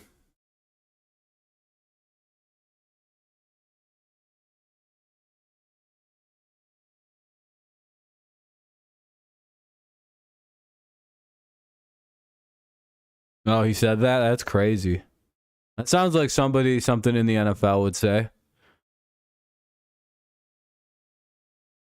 Especially a quarterback. I mean, when did he say that? I don't remember that. What a fucking stupid statement. Yeah, well, okay. Oh no, Jacoby Brissett's talking crazy. Wait, do you really do you actually think that's like a believable thing somebody in the NFL would say out loud? I'm pretty sure they actually sign shit in their contracts, where a lot of players just don't talk like that because yeah. No, he didn't, Mike. He didn't say that. We know who Jacoby Brissett is. He doesn't talk like that. I think this Browns fan here doesn't understand that we kind of had him on our team like for a few years. We know exactly who he is. Like what are you doing?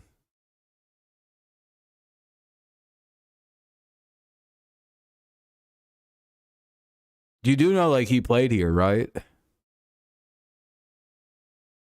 Yeah, he's well liked in New England, and I'm pretty sure he doesn't really hate the Patriots.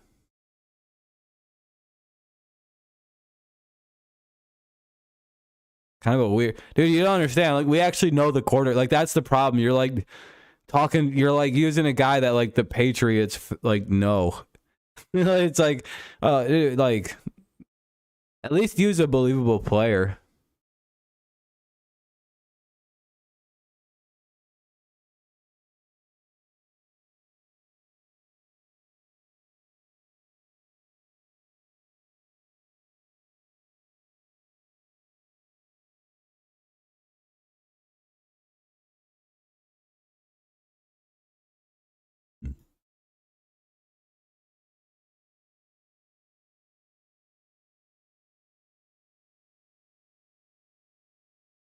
Yeah, I was gonna say, don't make it quarterbacks either. They don't really talk like that. Receivers, running backs, defensive players, they all kind of talk like that. Really, you just don't really see many offensive linemen and quarterbacks speak like that for some reason. Kickers usually don't really talk anything either. Everyone else, yeah, they all talk crazy shit. The entire rest of the team, yeah, everybody will be crazy. But like, it seems like offensive linemen and quarterbacks are pretty to themselves about it. What's up, Nicholas?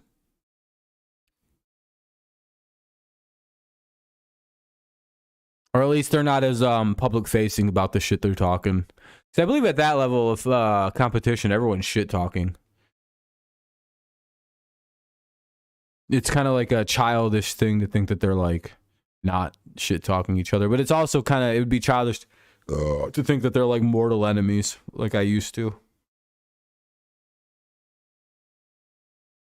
Just left work. That's nice. I'm probably gonna be done in about 15 minutes. I ended up staying live for quite a bit longer than I thought I would, like at least another hour. There's a good amount of stream to listen back to. I think it's rather interesting. Been a fun talk. I'm not even gonna delete the VOD. It's like at 60, 70 views. We'll push it from there, see where it gets up to. I'll probably be right around 100. I would say streams like this have decent replayability.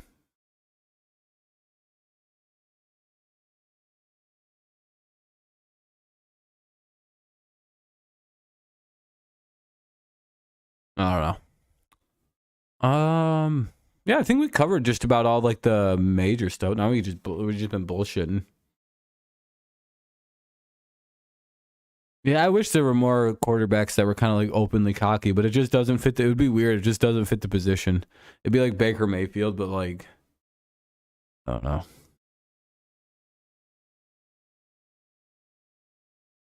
You think Bailey's gonna replace Mac? Maybe. Isn't that a bad thing though? Like I keep people like trying to say Bailey Zappe's gonna replace Mac Jones as an insult, and it's like, is that a bad thing for us? So Zappe's gonna play so well, he just replaces Mac, and then now we have a good quarterback. Doesn't even sound like that bad. Like what? Why are people threatening us with good things?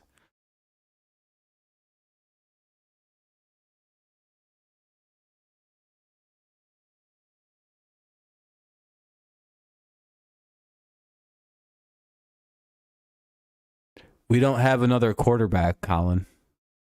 Our other quarterback is a 38-year-old man that's going to retire next year. So instead of going and getting one of these garbage backups that currently exist in the NFL for like $15 million a season, which just draft a rookie. We don't need one. It's not that serious a position to need. So just draft a rookie in like the 6th round. You know how that works? We drafted a rookie late in the draft, not expecting him to ever see the field this year, because we didn't expect Mac Jones to get hurt this year. But we needed a new backup for when Brian Hoyer eventually does retire next season.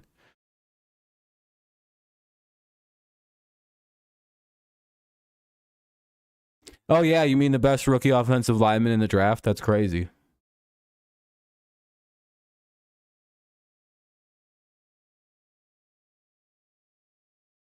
Yeah, I mean, you mean the player the Bucks were going to draft in the first round and we stole him? Oh, wait. You mean the 7th highest rated guard prospect in NFL since 1982? Oh, wait. You mean a guy who, if he didn't go to Chattanooga, would have been a top 5 pick? Oh, wait. A guy who's a better prospect than Quentin Nelson? Oh, wait. Oh, wait, what? You just go by headlines. You don't actually know anything you're talking about, Colin. Yeah, what's Trevor Penning up to? Or that guy, or Zion Johnson, or where the fuck his name is from the draft. The other guards, Tyler Linderbaum. What's he up to? What are all these guys doing? Cole Strange is our starting left guard, and is like our entire run game goes through Cole Strange. Just so you're aware. Like I hope you understand. Like our entire run game is now directed through our rookie left guard, who could be a Pro Bowler. Oh. We drafted the best offensive lineman in the draft. At a position of need. Yeah, you mean the best lineman in the draft. How come other linemen are higher talents even though Cole Strange has performed better? What does that mean? What does that mean about the other offensive lineman picks? They've all turned out to be pretty bad. Cole Strange has been a home run. What has been bad about Cole Strange that you call him a 4th round talent? He's clearly performed as a 1st round talent, and he's like the 7th highest rated draft guard prospect since 1982. Did you know that, Colin, or are you just like repeating things and not listening to what I'm telling your dumbass? Because at some point you're not even engaging in the conversation with me. Why was he rated so low? Do you think it's because of where he went to school? And maybe for offensive linemen, you probably shouldn't like take school seriously and kind of.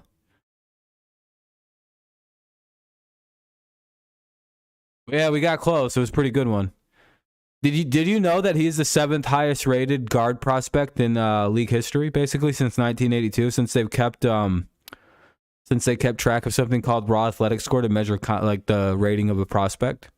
You know, Cole's the like 7th highest rated ever, right? Higher than Quentin Nelson. Would you say the Colts drafting Quentin Nelson in the first round was a mistake? Just curious. Like, seriously, like, don't meme. Like, actually answer the question. Overrated team? Yeah, I agree with you, Nicholas. I think it's the Chargers, too. Did the Colts take a bad draft pick? No, he wouldn't have lasted that long. He was going to be drafted by the Buccaneers, who've already openly stated they were drafting him with their first round pick. So, again, you can keep saying that, but that's literally not true. I think the Rams also had a 3rd-round draft pick. Do you know the Rams were going to pick him with their 3rd-round draft pick? Cool about projected draft picks. I don't give a fuck. That's because he went to Chattanooga. Would Quentin Nelson have been a bad pick where he was? A top, like 10 pick?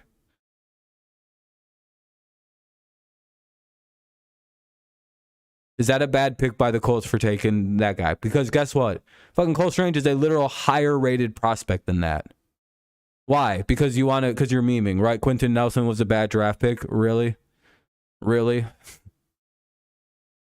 You wouldn't want your team to pick up Quentin Nelson if you needed an offensive lineman?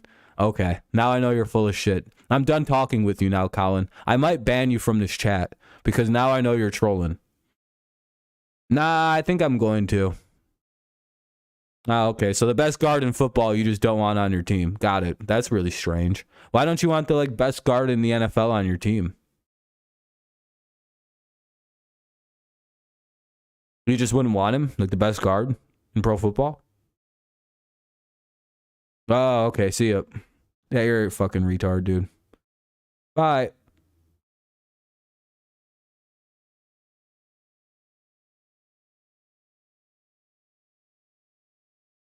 No, people are stupid and they don't understand how raw athletic score works. Here, I'm going to show you guys something. RAS. Here we go. This is a very important statistic. This is very important. This is why. Oh, hey Daniel, thank you. I appreciate you, man. This is very important, by the way. This right here. All right. Cole Strange was drafted with the 29th pick of round 1 in the 2020 draft class. He scored a 9.95 raw relative athletic score out of a possible 10. This ranks 7th out of 1,298 offensive guards from 1987 to 2022. Hey, thank you again, though, Daniel. I appreciate you, man. Very kind, very kind. Again, what about this doesn't say first-round draft pick? Want to know what about this doesn't say first? You want to know what I can show you? If I change this word to Alabama, if I change this word to Tennessee, to Texas, to Notre Dame, this is a first-round draft pick. Nobody would have questioned any of this. He's a literal super athlete at 300 pounds. I just don't understand. Like this guy, this was such a hidden gem prospect. I just don't get it. I look at these numbers and I'm like, other than his weight, what, and his vertical, but he's a lineman. What's bad here? I don't. His speed's elite for his position. His explosion grade is elite, or is great. His agility grade's elite. Can you tell me why this guy wouldn't be worth a first-round pick?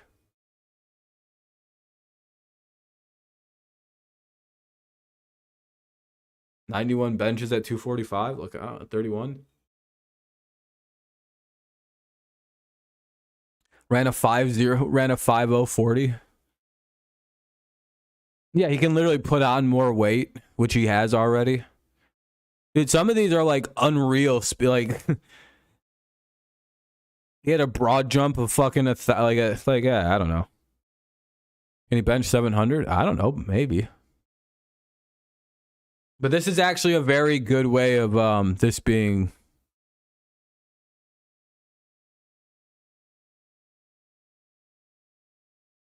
We went with a lineman who is super athletic than we can use.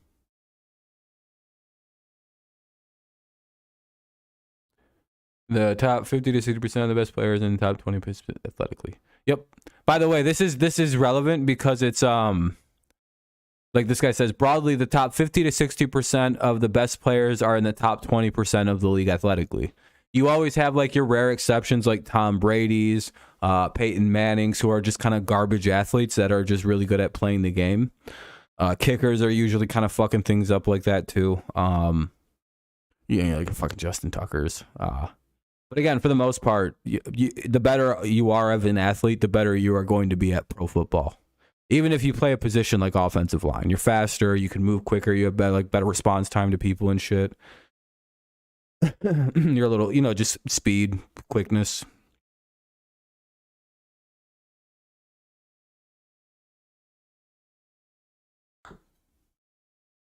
The smallest things.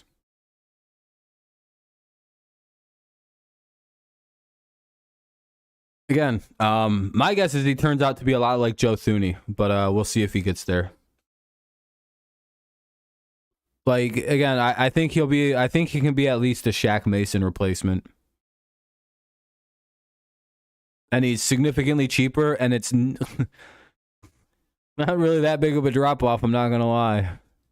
Again, don't get me wrong, I love Shaq Mason. He helped us win a couple Super Bowls there. But if we're being brutally honest with ourselves, is he really that big of a improvement over Cole Strange right now from what we've seen?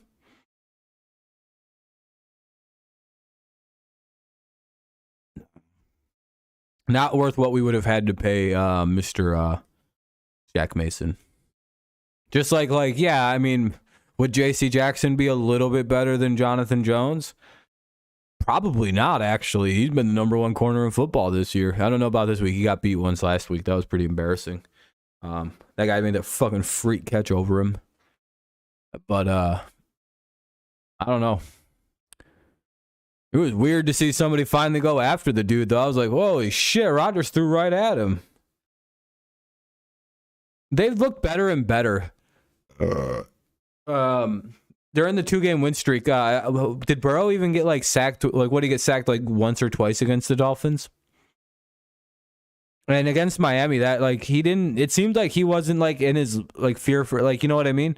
For what the Dolphins usually can do to a team, I felt like Burrow was upright pretty well in that game anyway.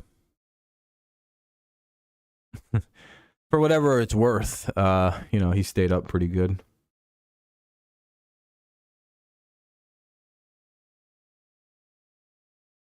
Look at how long this beard's getting. It's fucking crazy, isn't it? Oh, that tickles so fucking bad. I should have never did that. Oh.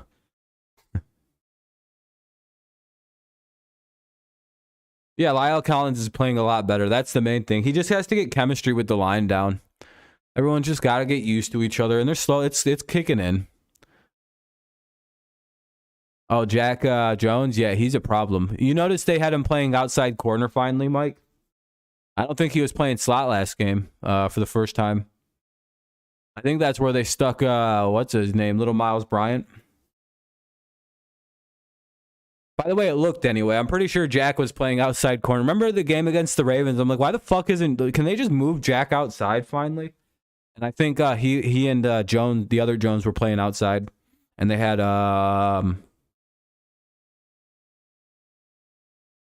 Bryant playing slot.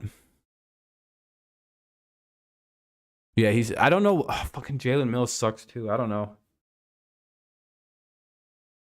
And it's clearly they want to turn the other Jones into a safety. It's very, very obvious. They want Marcus to become a safety. I'm pretty sure they have him pegged to replace D-Mac.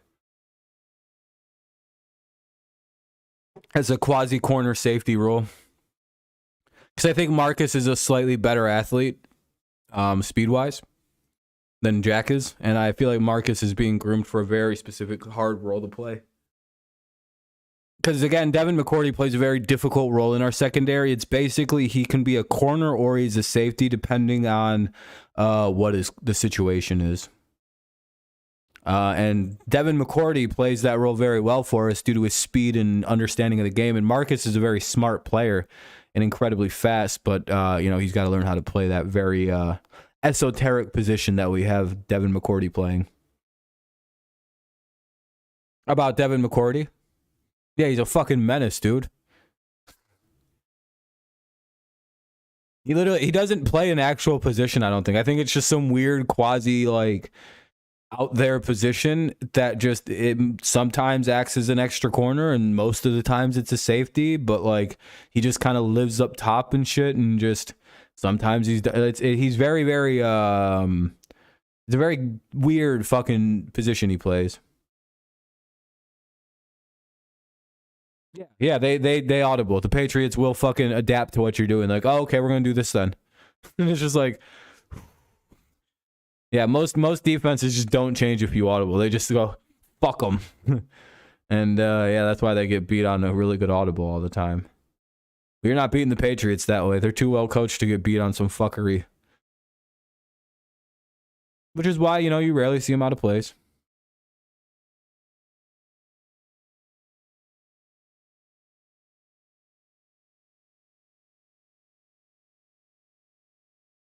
Yo.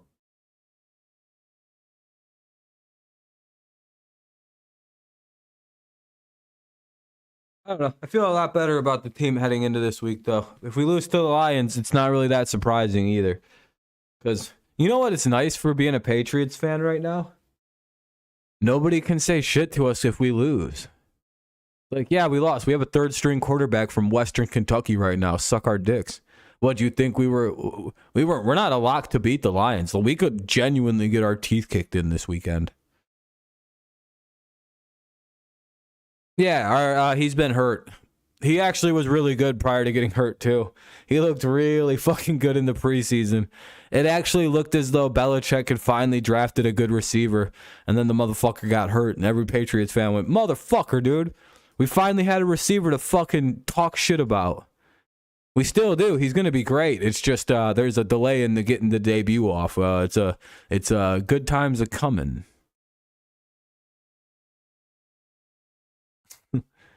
It's debut delayed. You know.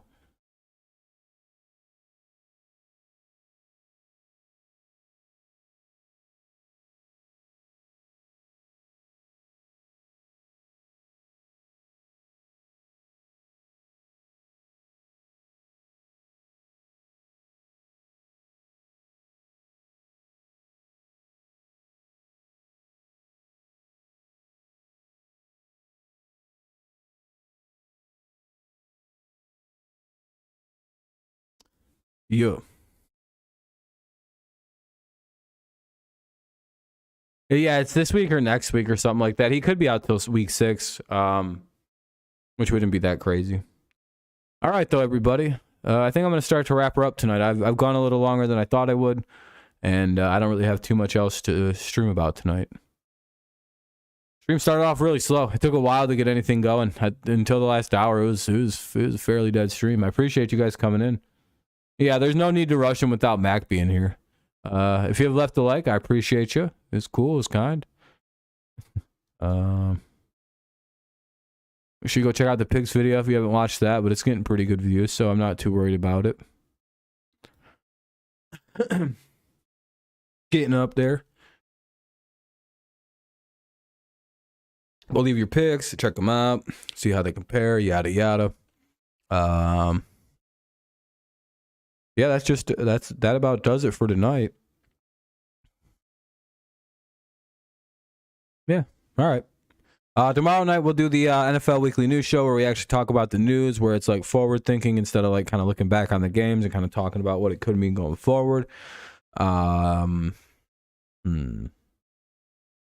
that's about it for tonight. I don't really have much else. Anybody got anything else they want to add before we get out of here? speak now, or I'm leaving. No, I wouldn't expect him to play, especially since we signed another quarterback. I would imagine he's out this week. And the Patriots probably don't feel like they need to rush him back versus Detroit. Have a good night, Charles.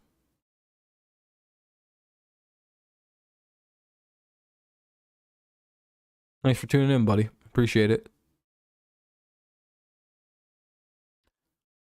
All right.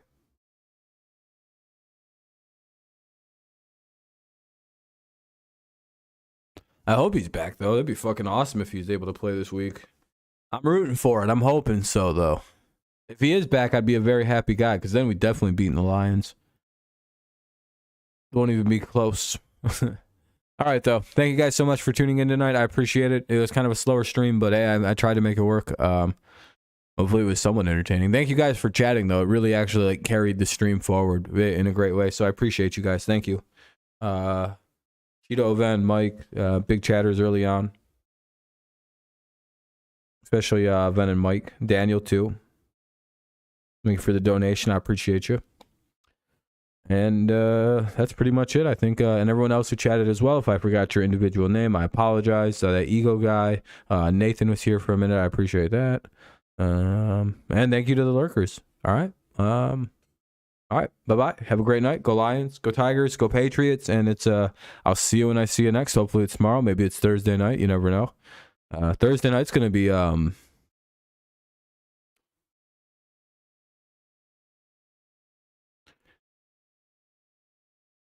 I don't know.